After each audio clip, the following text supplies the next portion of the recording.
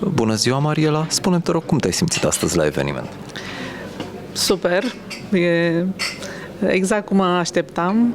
A fost foarte divers, cu foarte multe informații. Cred că este, cum spun, cel mai interesant eveniment pe care l-am văzut în ultima vreme. Deci, merită.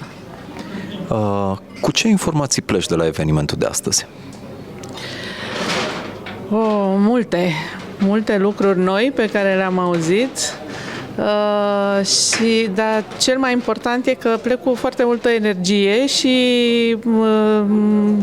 mi-a plăcut, toți participanții mi-au dat așa o senzație că lumea e foarte optimistă în continuare și că deja sunt multe companii în România care sunt pe drumul cel bun în dezvoltare. De ce crezi că antreprenorii ar trebui să participe la evenimentele noastre?